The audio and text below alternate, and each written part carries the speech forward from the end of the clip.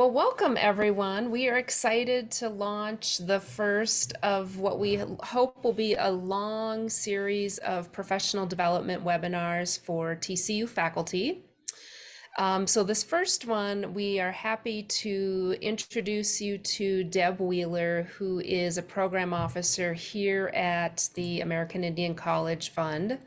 She works on the I'm going to get this mixed up. The Montana Transfer Pathways Program. Did I mix that up? I got that right? Cool. So Deb has worked at many universities in a variety of roles. So she knows transfer and articulation and all sorts of things related to higher education. But what she's working on right now at the College Fund is related to the Montana Transfer Pathways Program.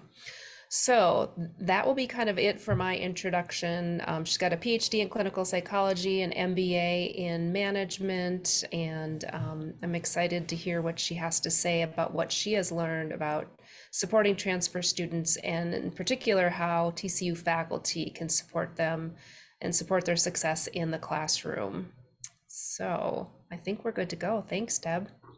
Excellent. Thank you, Heidi. I appreciate the time to get to speak with faculty and staff. We have a variety of individuals and roles who are watching this, so I greatly appreciate the time to get in front of stakeholders who can influence the success of transfer students. So I will share my presentation here and we'll begin. A warm welcome and thank you to everyone who is joining this presentation. So glad to have you here this morning. And as we talk about transfers, I want to thank you for taking the time to consider the topic.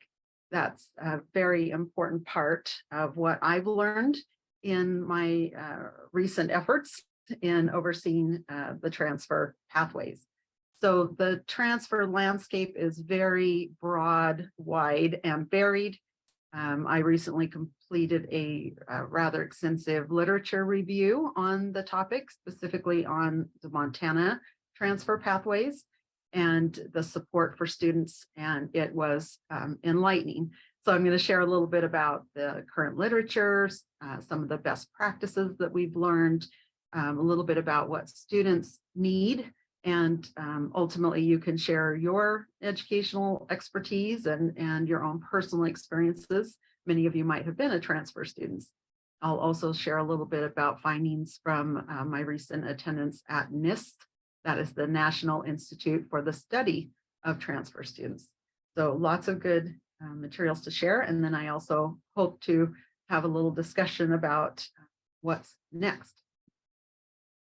So first, in the literature review, the information was a lot about what have we done in the past and not a lot about what we need to do going forward.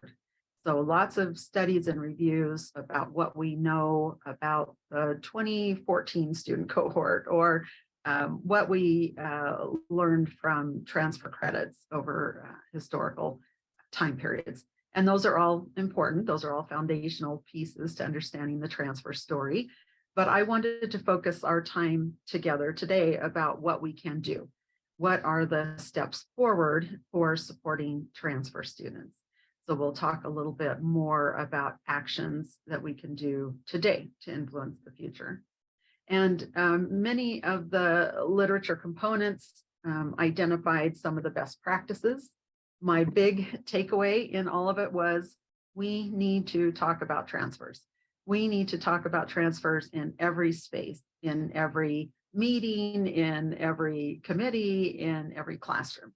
We need to talk transfers to support them.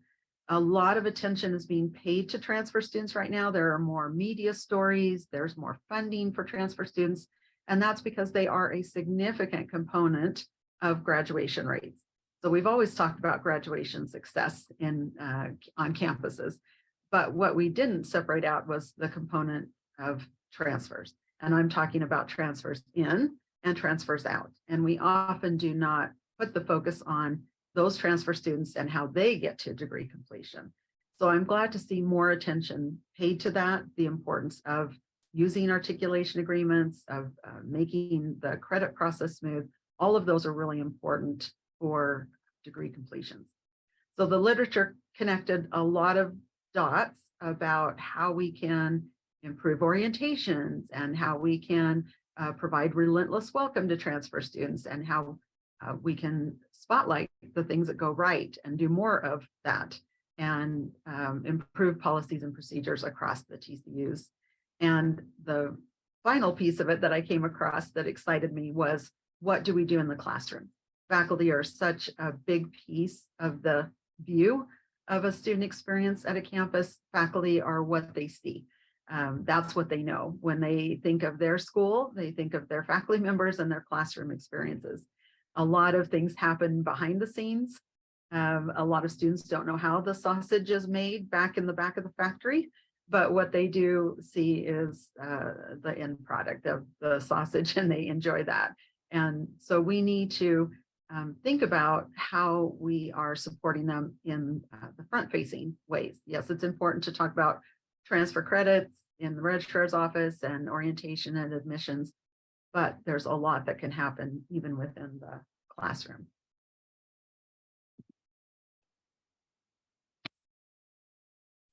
So I thought I'd share a little bit about what I've been working on at the College Fund. As Heidi said, I am the program officer for the Montana Transfer Pathways program. And that program was specifically started as a grant initiative to really streamline the transfer process within the 7 Montana TCUs. So how do we get that predictability, that transparency, the smooth processes that we need among the Montana TCUs to support TCU students? And while many of the Montana TCUs had agreements already in place, articulation agreements and pathways with traditional mainstream universities, they did not always communicate internally among the 7 TCUs. So this was a new initiative, something that had not occurred before, a very exciting opportunity to get the Montana TCUs to talk together. And we had some great successes in that.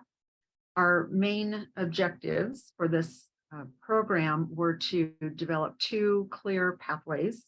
We actually ended up focusing on social work and early childhood education. Those were the 2 that became the focus areas. We had to look at developing any cross-listing courses, any curriculum changes, committee modifications, things happen in the catalog. Lots of different policies and procedures had to be addressed for changes there. And we still have a few more things to accomplish in this grant. Our grant will end in spring of 2024.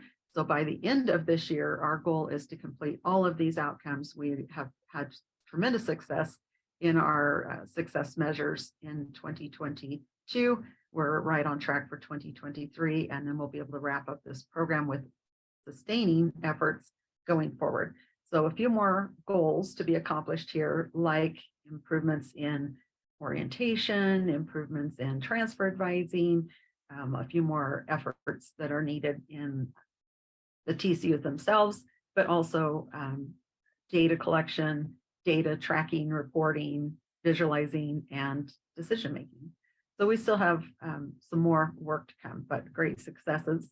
One of our most exciting success from last year was that we were able to get 14 articulation agreements completed. 14 brand new articulation agreements were completed and signed, and the TCUs implemented those. So we had 13 of them specifically on the early childhood education and social work pathway.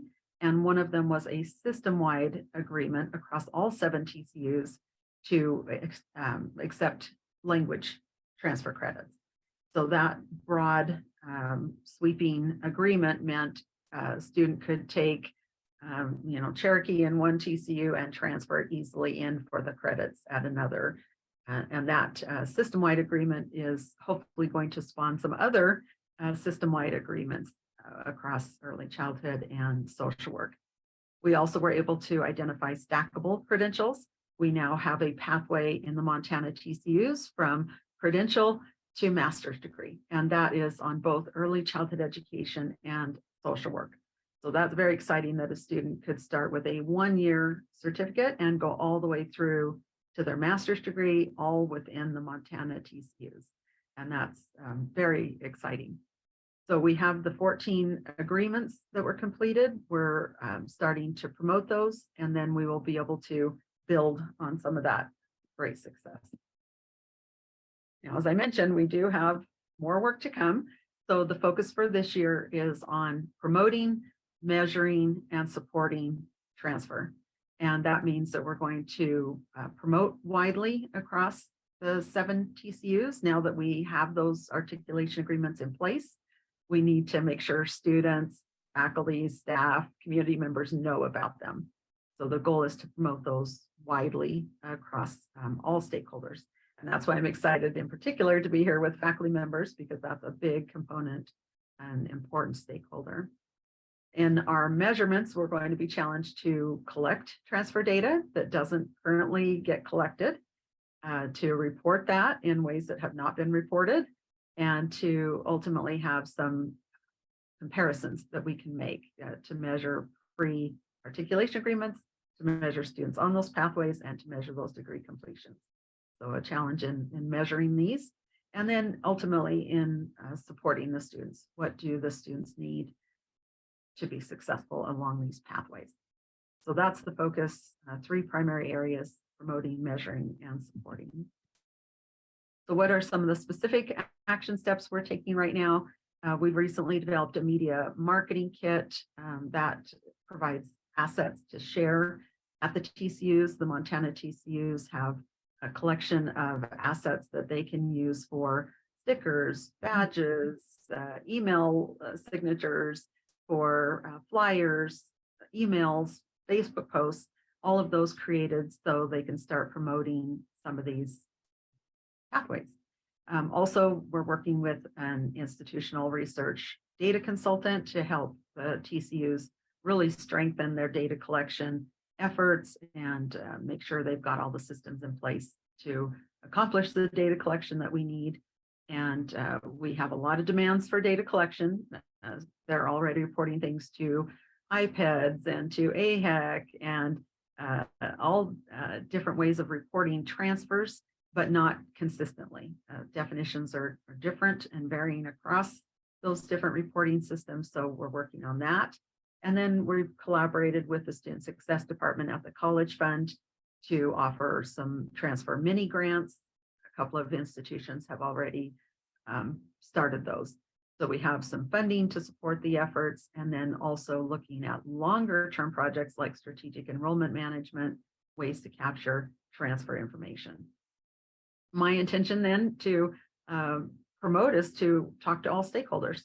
So again, thank you for everyone attending today or joining in this archive session later. Really an opportunity to talk about what we can do to support those transfer students.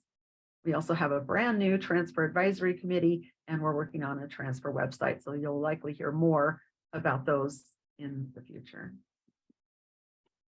So just one more reminder of the marketing media kit. If you find that to be a good idea for your TCU, or you know there's some things that you could use for promoting transfers, there's some access to those. I'd be happy to share those with others. All right, so in addition to promoting, measuring's one of the big goals. And to measure that, we need to have consistent definitions. I was very surprised in my literature review to find that there are no consistent measures of transfer. So I've been using transfer as a big, broad term, and it means different things to different people in different contexts. And when I'm talking about transfers, I'm thinking of both transfer in, brand new students to your institution, transferring in from another college, maybe with one course under their belt, maybe with an entire degree, but new to your institution. When I talk about transfer out, I'm talking about handing off your graduating student or a student who's leaving with some credits, moving on to another institution.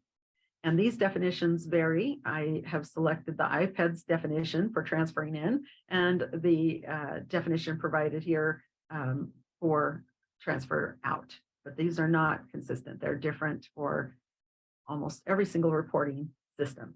So a challenge there, but when I talk about transfers, I'm including both transferring in and transferring out. They need support in both areas. So that brings me to then the support of students. And because faculty are the face of the institution and the most interaction with students, this is the prime opportunity to talk transfer. And so I'm going to share some information that I came across. I located this article, 5 Key Faculty Practices. And interestingly, in my literature review, I came back to it over and over and over again. This is a presentation and article from NIST, that National Institute for the Study of Transfer Students.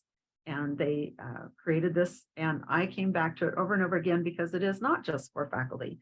It includes actions that I can take, that you can take, regardless of any particular role or title that you might have, or multiple roles and titles, as is the case in most TCUs. These are things that work anywhere. And so I came back to them over and over again as valuable action steps. So that's what I'm going to be focusing on.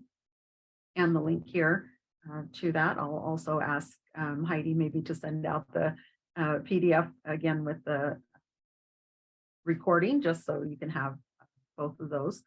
But I found it to be very interesting and helpful. So I'll just go over some of those.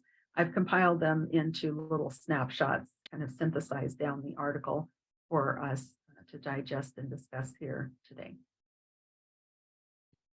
So they presented 5 key faculty practices, again, not just for faculty, but these are things that can be done in the classroom. And what I really appreciated about this list of practices were they were not overwhelming.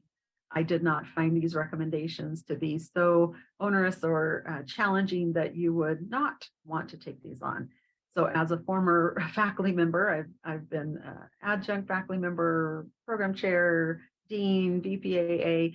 I know that when there are recommendations, it feels very overwhelming to take these things on, to feel that you have to somehow fold in these extra tasks or asks to accomplish these. And what I liked is that they were more streamlined and doable in my thinking. For example, the first practice they recommend is challenging your thinking. And some of these practices are things that you can do personally, and they're actions you can take in the classroom, but they do not require you to rewrite your syllabus or add to your curriculum or spend extra days in class, things that really are challenging when you're overwhelmed as a faculty member. So something like thinking about your own thinking, metacognition, is a first step, that we can think about transfers differently than we ever have before. We don't have to think of transfers as a deficit or a problem or something that has to be fixed or corrected. We can think of transfers as an opportunity that you can talk to students in your classroom and ask them, are you a transfer student? What was that experience like? What do you bring to the table? How excited are you about your field? And asking them if they're a transfer student lets them talk about that, lets them identify their strengths in the classroom. So those things to me feel very natural and organic in a conversation in a classroom. So that's one of the first things we can do, is just think differently about transfers. And so, you know, what excites you about the field, and what did you learn before you got here, seem like really appropriate classroom conversations. And then we just start with challenging our own thinking about that. In practice 2, they ask you to know who the transfer students are. And I mentioned the challenges in tracking that because there are many different definitions, or if we've never asked a transfer student, are you a transfer student? We might not know in the classroom. So there's some ways we can do that. We can ask in the classroom. We can ask if anyone's collected data, if we know who those are. In many campuses, they identify different groups of individuals, right? So there might be, you know, in the student management system, the student information system might have a symbol if they're a military member, or if they're retaking the class, and just adding that additional piece of information that they're a transfer student can also bring up that conversation, and we would know to discuss that. So institutions sometimes collect the data and sometimes do not. So it's worthwhile asking what your data, what your TCU collects already in transfer data. And then educating yourself, that's what you're doing here.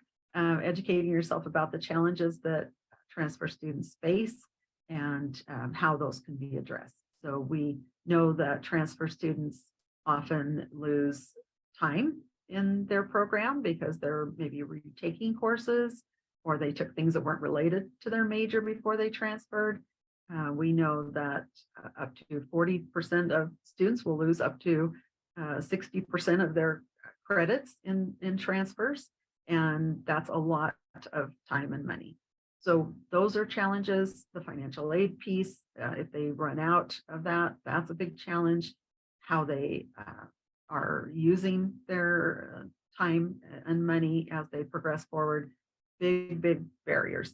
So we can at least be aware of those, ask about them. And if you have personal experiences with that, if you were a transfer student, you know the pain of finding out you have to take additional classes, or that you're behind. That's what it feels like.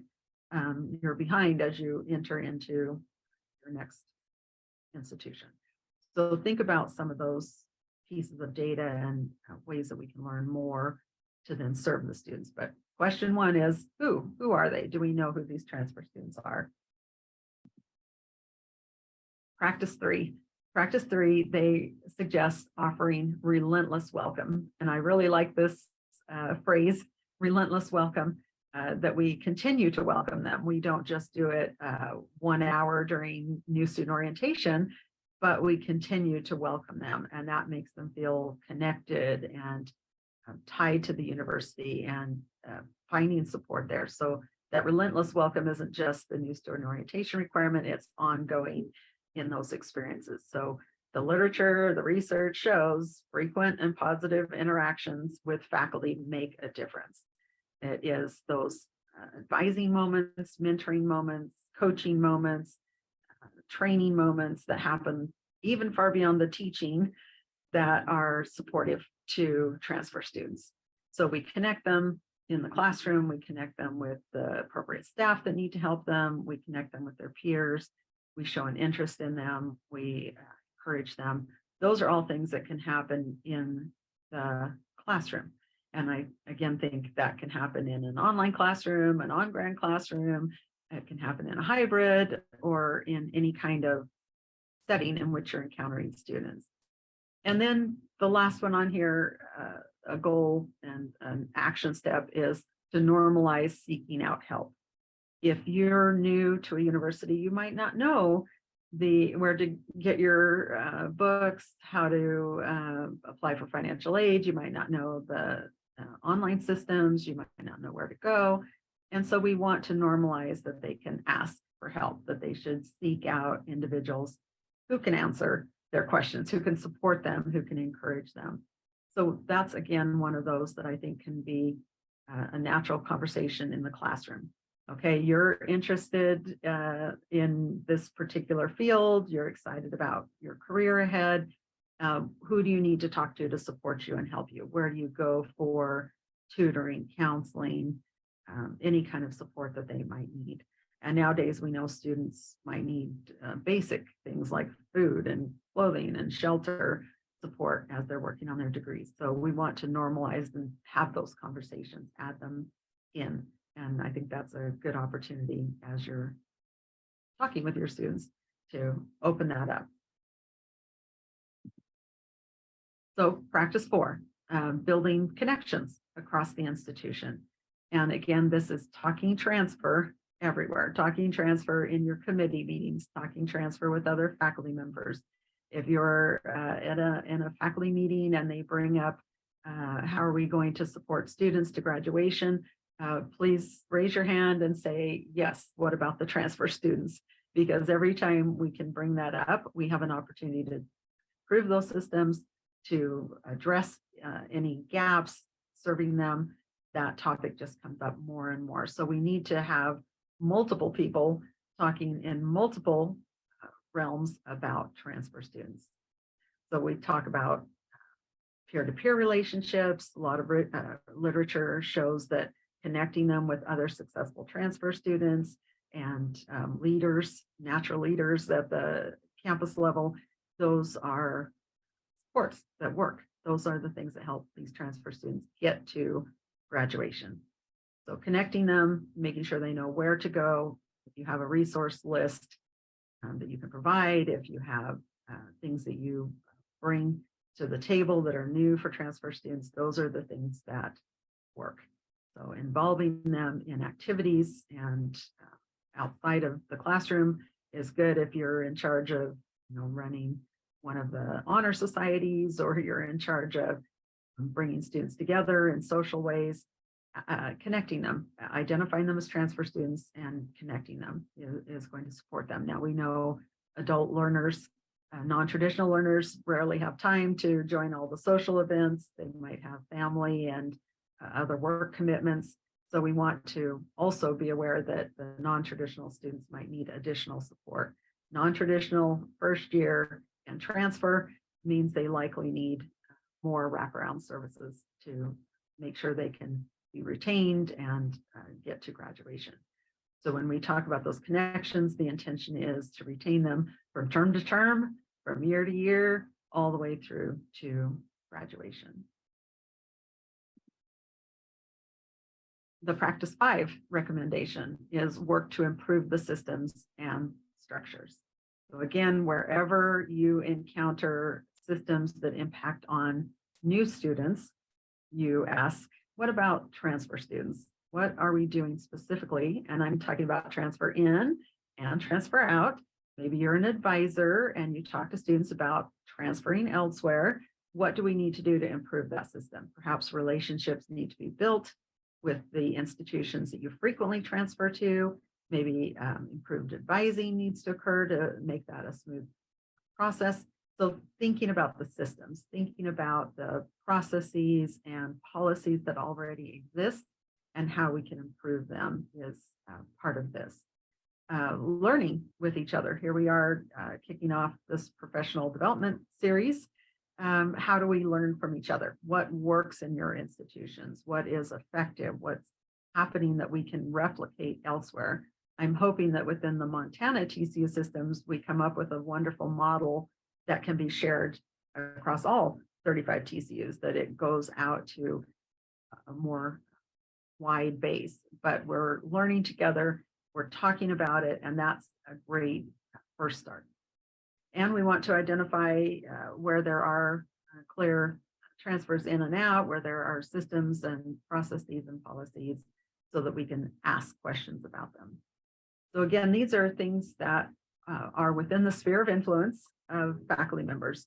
Think of the committees you're on, think of the advising roles you have, think of how you are connected to transfer students in many different ways, and how we can have more of those conversations, how we can bring that topic forward. As I said, transfers are gaining in more importance as we learn more about them. I was very struck by the attendance at the NIST conference recently, in which many institutions said, we don't know what we're doing. We don't know where to begin. We're not sure how to track them, how to support them. It's still a really new area. For as long as we've been talking about graduation completions, we have not talked about transfer specifically. So this is still new to everyone, and your efforts mean that we're going to get further ahead at each TCU because we're asking these questions and talking about it together. So I know for a fact that faculty make the difference. Faculty are the inspiration. They're the ones that relight the fire. They're the ones that initiate supports. Faculty do make a significant difference to students being able to complete their degrees. I know personally, I can name some faculty that inspired me and encouraged me along the way. I wanted to be a psychologist when I was in high school. I had no idea what that meant or how to get there. And I had great faculty who showed me how to get there. And at each step of the way, I learned, oh, I'm going to have to transfer somewhere else. I'm going to have to transfer and retake these classes, and that's going to be money and time. So we want to use the influence we have. We, as faculty members, we have a lot to share, a lot of information to convey. And if you've experienced it, then you certainly know what is needed. So asking yourself, what can you do in the classroom to better support transfer students? Again, I don't want it to be such a burdensome thing that you can't imagine taking on, one more thing. But what can you do in the classroom to better support transfer students? What would you need today if you were a transfer student? What would you need at your TCU? What would you need online? What would you need to be said to support you, to encourage you? And in what ways do you encounter transfer students? Do you know who they are, and where? Where do you encounter them? So these are really good, I think, starting points and starting questions to begin, so that we're thinking about all the many, many ways that we can interact with the students and really find improvements and ways to support them.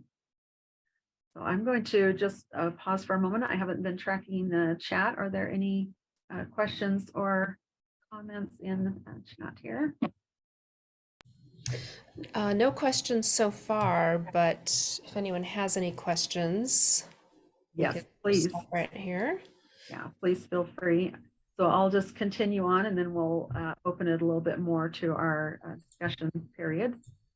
So please think about, without becoming overwhelmed, what you can do as a faculty member in the classroom, in your spheres of influence, in your work efforts to support transfer students.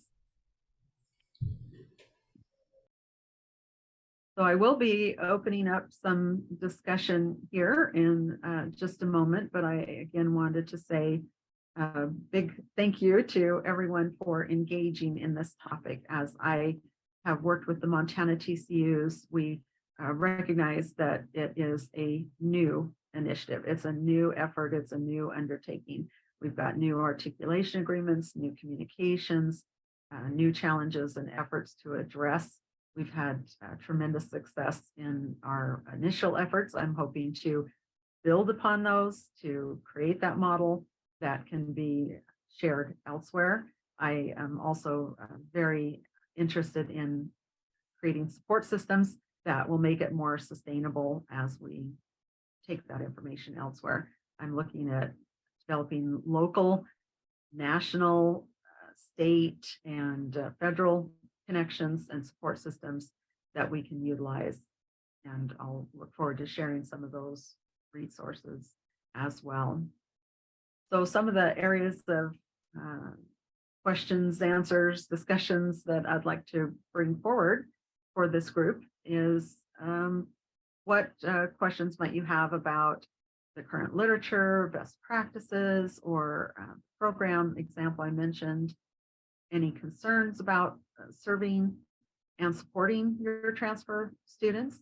And then I'd like to open it more broadly to ask questions about culture and language and TCU specific issues, and Indigenous framing and supporting Native students, and find out how what we know is unique within the TCUs. Needless to say, the literature is very limited on transfer students in TCUs. So I'm interested in hearing from you, from your experiences, and learn what you've encountered at your TCU and what we can do to make improvements, or what's going well that we can implement elsewhere. So these are some of the prompting questions I'm hoping to bring forward to this group. But again, please reach out to me if you have any questions about the Montana program, or if you'd like me to share any assets or literature review, any summaries. I'll also send some things to Heidi, as I mentioned, to include when she sends out this recording. But I'm really interested in finding out how I can support you as a faculty member, find out how I can support your students and the efforts that you're taking. And I greatly appreciate you talking transfer with me today and joining in this conversation. I hope you'll keep that conversation going into the future. So I will stop sharing here and see if we can continue our discussion for this session here. As you're doing that, Deb, I just want to say thank you for sharing all that you have unearthed about transfer students and kind of identifying or highlighting kind of what the gap is, not only in mainstream, well, not only at TCUs especially, which is almost always the case, but just more broadly at non-TCU institutions, how they're just starting to better understand transfer students. So yeah, so thank you. And so let's open it up for questions and discussions. Do any of you have any questions, any thoughts as you were listening to Deb talk about transfer students? What are you doing in your classrooms? Questions about the Montana Transfer Pathways program? Feel free to just go ahead and unmute yourself.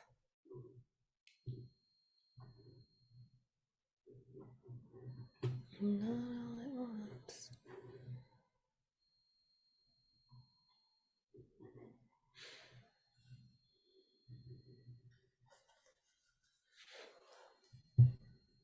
I'm kind of curious if people know, like for those of you faculty on the call, do you know how many students in your classroom or even just generally at your TCU are transferring in? Is that something that you even discuss at faculty meetings?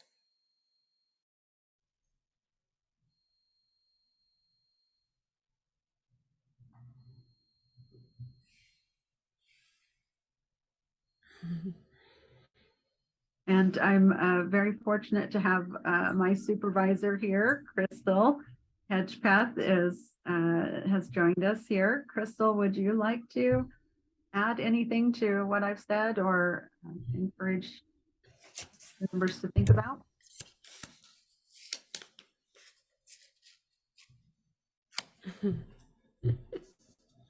Sorry, sorry, I was trying to find that unmute button. No, I don't have anything additional to share, but I would like to encourage the tribal college faculty and staff that are on the line that if you are interested in learning more about how we could possibly support the student support services in either the registrations or student transfer space, or even in college and student success, to please reach out. We do have a lot of resources also on our website, but we also have a lot of other things that just haven't made it to the website. So we do have some resources that we're able to share with you as well. If any of the faculty and staff are interested, please reach out to us. But thank you so much for joining the call. Thank you, Crystal. Yes, I want to echo that as well, that because we are excited to talk transfer in any space that we're allowed to, I really do want to share what we have with the TCU. So yes, if it isn't directly for classroom specific, please reach out, because it might be supports needed for admissions, orientation, registrar, data collection, and there's interest in supporting that. So please do feel free to contact me.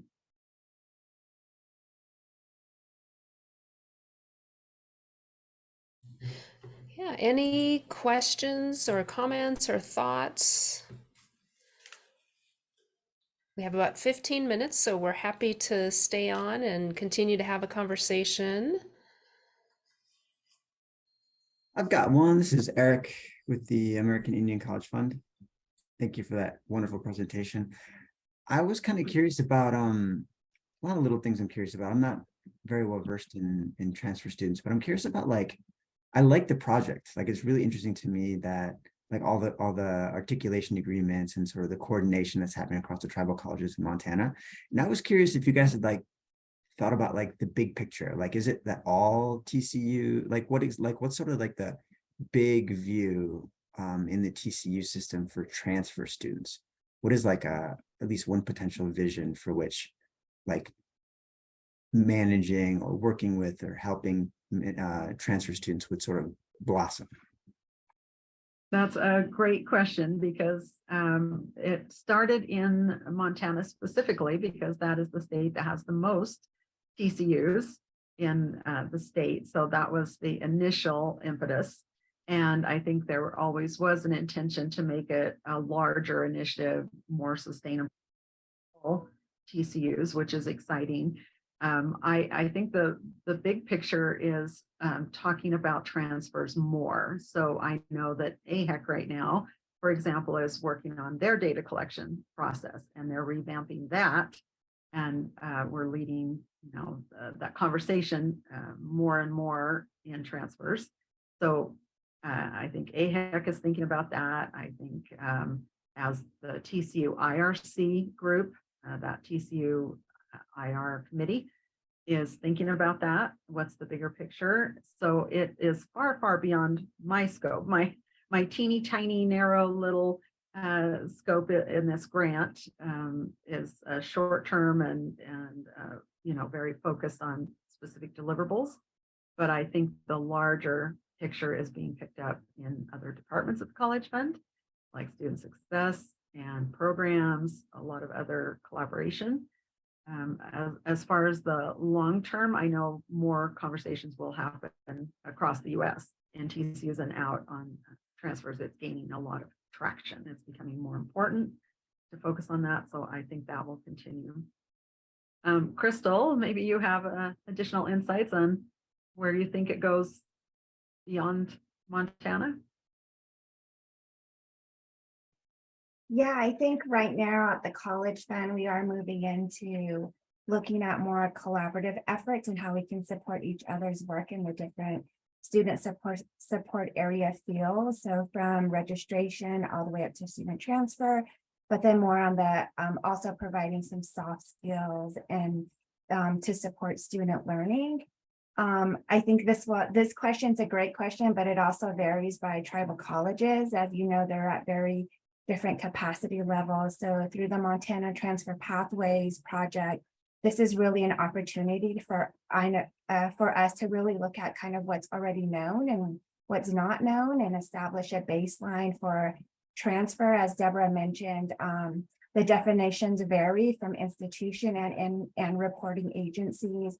Within tribal colleges, there is an additional layer of challenges, as you all know, as faculty and staff in reporting and extracting those data, either through student files or showing academic success rates and just a long laundry list of things. But I think that there is more opportunities coming down the pipeline with transfer pathways that will provide opportunities to all of the tribal colleges across the nation, not just the Montana tribal colleges, but the Montana tribal colleges did allow us to kind of establish that baseline.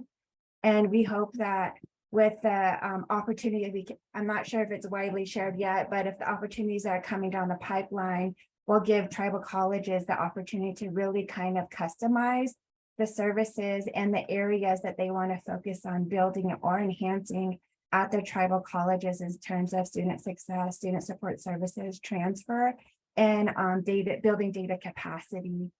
So we look forward to learning more from you guys as you guys hopefully will apply to the new initiatives that are coming down. Thank you.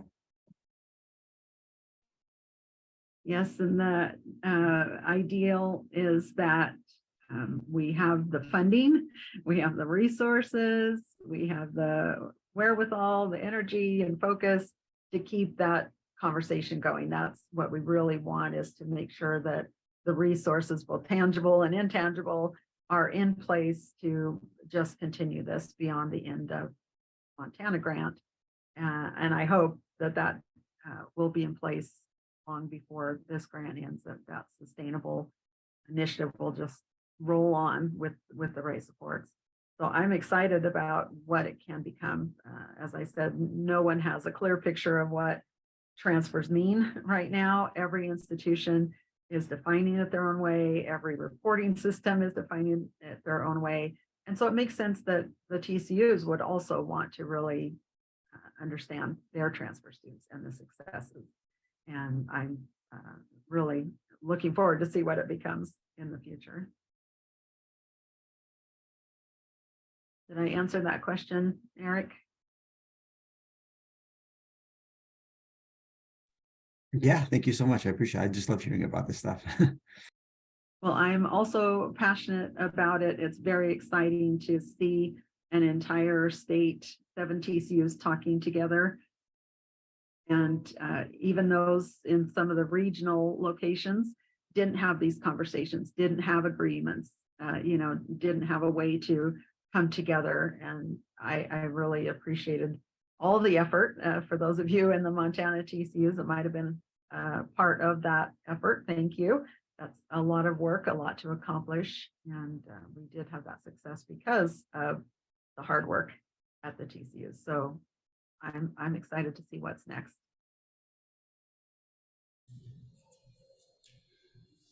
Deb, I'm curious. I know that a lot of the work that you are doing is at kind of the institution level, so it's developing those relationships and helping to facilitate those agreements between institutions.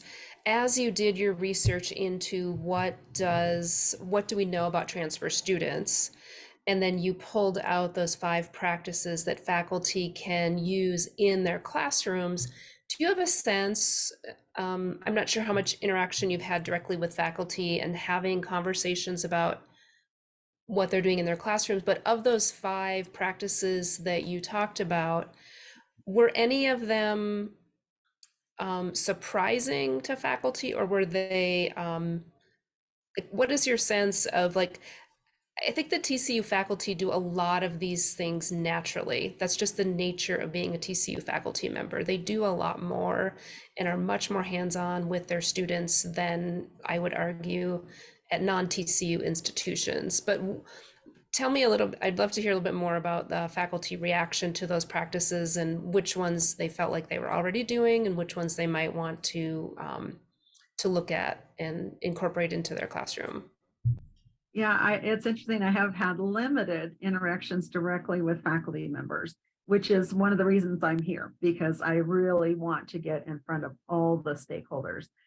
I have my 2023 plan to get in front of faculty, staff, IR, IT, students. I want to get in front of all the stakeholders, and this is just really step 1 for me.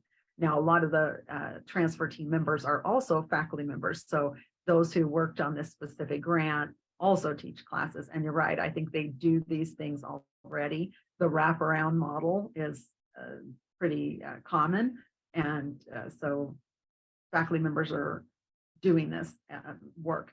But I think what they're going to be most surprised about is just talking about it. That's what I took away, that I was most surprised, is that if we talk about it with admissions, if we talk about it with registrar, if we talk about it with the program chairs, if we talk about it with faculty members, they all have a way to push this forward, that they each have a piece of it.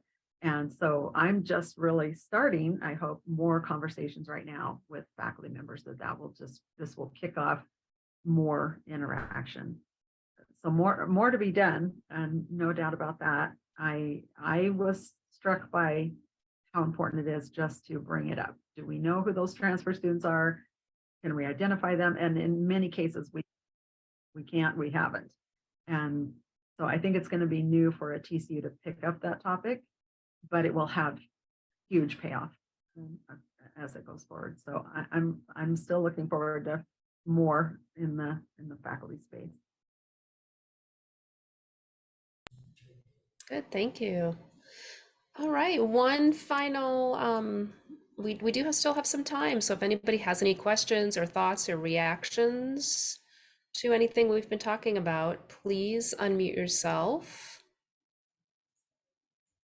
and let us know what you're thinking.